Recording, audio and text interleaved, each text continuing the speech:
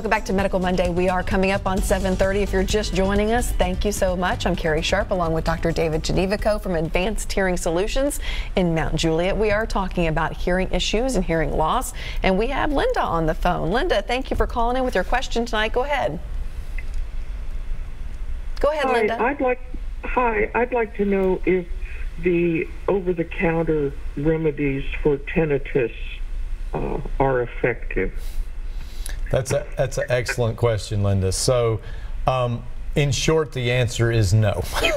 There has not been any science that have shown any of those remedies to be effective. So if you look at research studies that have attempted to isolate certain medications, the answer has been no. I have, in my career, never talked to a patient who has said that an over-the-counter remedy helped them with tinnitus. So I don't really know how they advertise those, except for they say, you know, this claim has not been verified by the U.S. Food and Drug Administration. I hope I'm wrong. You know, I really hope that there is something that can be done. In fact, I've tried some of them, not necessarily for myself, but just like, you know what?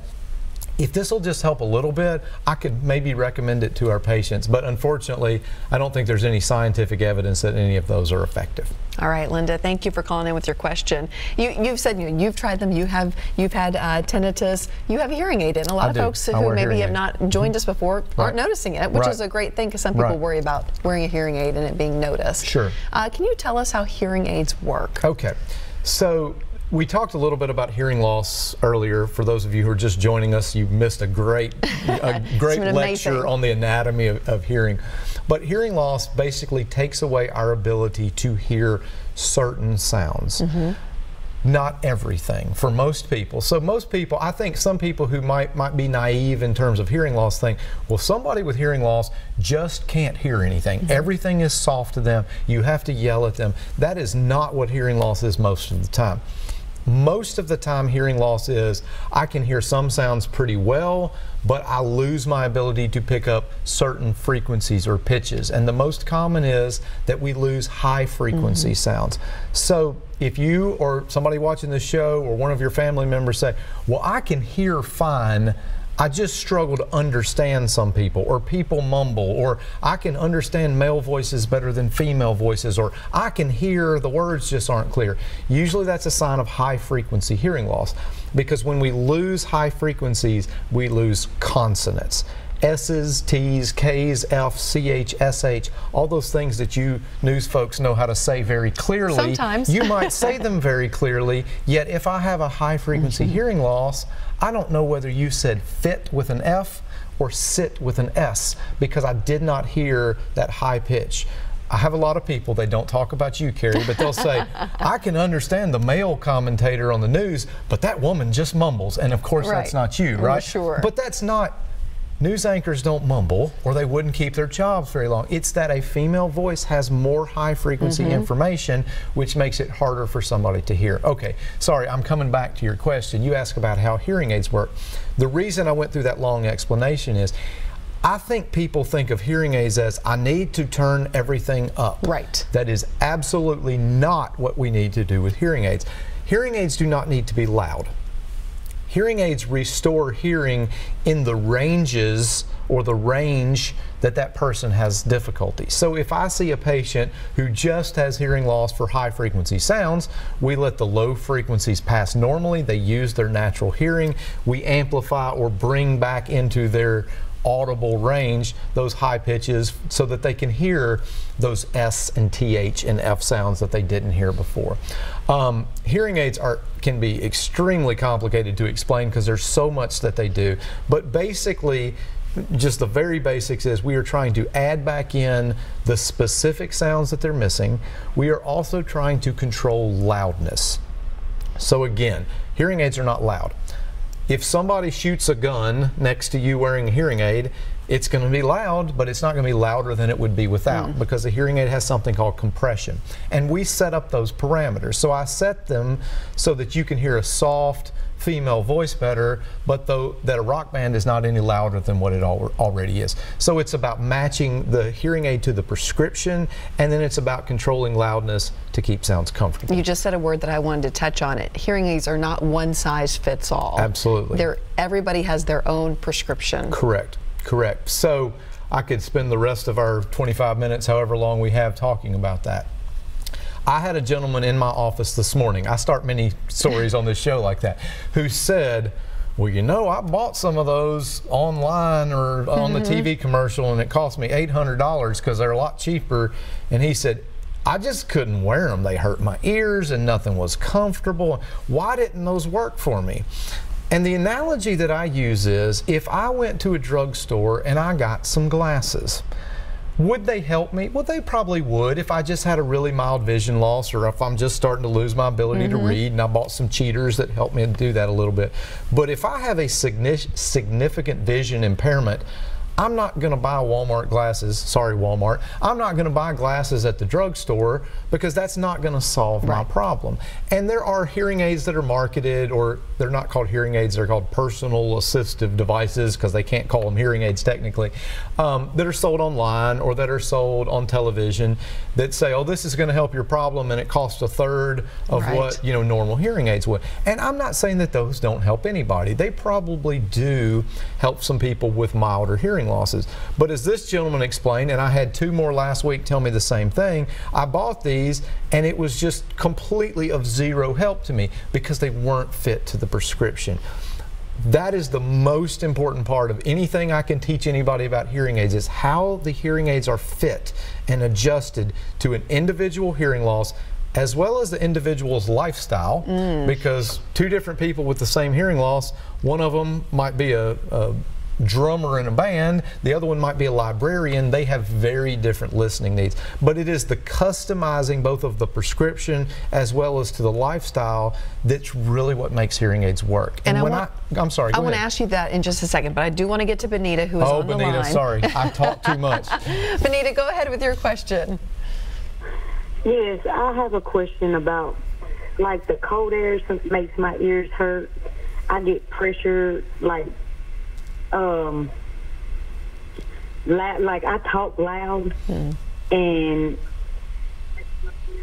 like sometimes, you know, like when you sleep at night, like if my arm, and it's like pressure or something, and my ears are hurt from like pressure. And I've always had this when I was little, but I don't find myself hearing, like, the TV. I have to have my TV loud. I talk loud. Is that something with my hearing problem? Okay. Benita, I'm going to hang up so you can hear this answer, okay? So, again, I'm diagnosing over listening to you on the phone and talking to you on TV, but what sounds like Benita is talking about is usually that's more of a what we call a conductive problem. Okay. So when I talked about hearing loss earlier, I talked about the nerve endings and the hair cells, and that's more of a genetic or noise or aging type of problem. What she's describing to me sounds more like what we call a conductive or a mechanical problem. So kids who have hearing loss or have fluid in their ears, it's usually the eustachian tube that's not working correctly, and when it doesn't open and close, the eustachian tube is what pops when we swallow or yawn. You'll hear a little pop. That's the eustachian tube opening, and its purpose is to equalize the pressure that keeps everything working right in the ears. But sometimes, especially in young children, that eustachian tube isn't fully formed or it's not working correctly, and so kids will get ear infections and have to have tubes, and that can happen in adults as well. Just listening to what you're saying, Benita, that would be my first guess, is that there could be something going on with the middle ear, because if there's pressure or if you're having some pain or discomfort, usually that's not just hearing loss due to noise or genetics. Usually there's something more mechanical going on.